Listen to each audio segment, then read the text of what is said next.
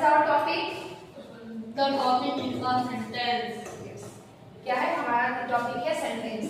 Sentence की जो meaning होती, जो डेफिनेशन होती है वो है a sentence is a group of words which makes a complete sense, that is called sentence। मतलब जहाँ वर्ड का ग्रुप होगा, क्या होगा? वर्ड का ग्रुप होगा, ठीक है, और एक कंप्लीट सेंस देता होगा, एक कंप्लीट अर्थ देता होगा। क्या देता होगा? कंप्लीट अर्थ देता होगा। वैसे इसको क्या करेंगे? वैसे क्या होता है सिंटेक्स को या फिर वैसे स्ट्रक्चर को हम लोग क्या बोलेंगे? सेंटेंस बोलेंगे। एग्जांपल में जैसे सीता सिंग ए सॉन्ग, सीता क्या कर रही है? सीता गाना गा रही है, ठीक है। अब यहाँ पे सीता जो हो गया, क्या कर रही है? गाना गा रही है। अगर मैं यहाँ पे सॉन्ग हटा दूं और बस सिंग तक रह दूं, सीता गाती है और गाना हटा दूं, तो क्या पता चल पाएगा कि सीता क्या कर रही है? नहीं पता चल पाएगा, एक कंप्लीट सेंस नहीं निकल पाएगा। दूसरा है चिल्ड्रन लाइक स्वीट्स। अगर मैं ये स्वीट हटा दूं, ठीक है, इसको यहाँ से मैं इरेज कर दूं, बस लाइक चिल्ड्रन लाइक, पता चलेगा कि चिल्ड्रन क्या लाइक करते हैं? एक कंप्लीट सेंस नहीं देगा। क्या होगा? एक कंप्लीट अर्थ नहीं देगा, यानी कि ये पूरा जो सेंटेंस है वो कंप्लीट नहीं होगा, ठीक है, तो वो सेंटेंस नहीं कहलाएगा।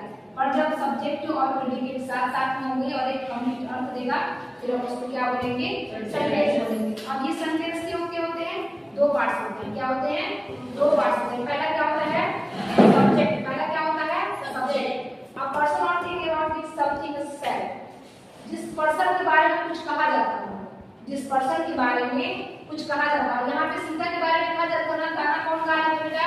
सीता गा रही है। उस पर्सन के बारे में कुछ कहा जाता है, इस कॉल्ड द सब्जेक्ट, जिसको हम लोग सब्जेक्ट कहते हैं, ठीक है। जिसके बारे में कुछ कहा जाता है वो क्या है? सब्जेक्ट है, ठीक है। दूसरा है predicate. Whatever is said about the subject. Subject के बारे में क्या कहा गया है, ठीक है। सब्जेक्ट के बारे में मतलब सब्जेक्ट के बारे में वो क्या कर रहा है, ठीक है, क्या कहा गया है, वो क्या है?